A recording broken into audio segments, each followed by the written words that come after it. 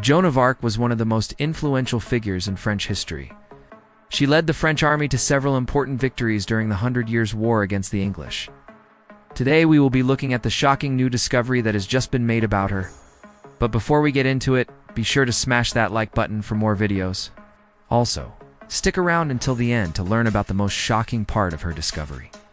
You won't want to miss this. The time was under siege by the English, and its defenders were running low on food and supplies.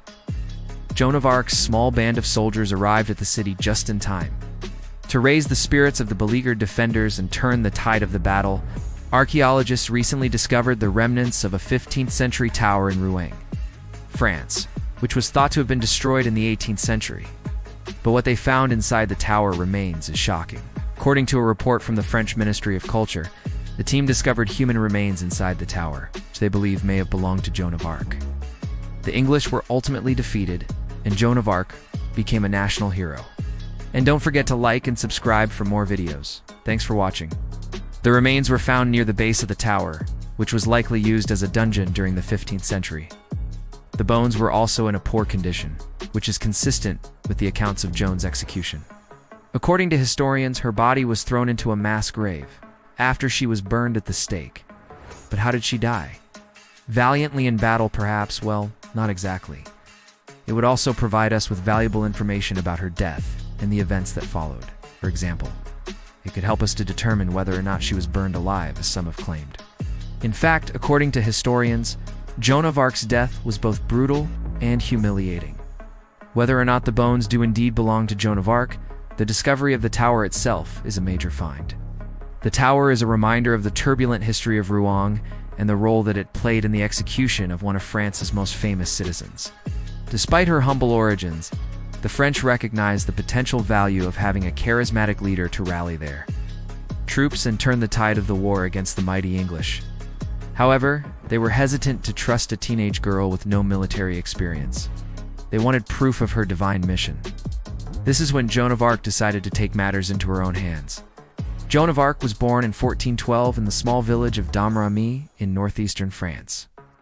From a young age, she experienced visions of Saint Michael, Saint Catherine, and Saint Margaret, who told her to drive the English out of France and restore the French king to his throne. Convinced that she had been chosen by God for this task, Joan set off to find the French king, who was living in hiding at the time.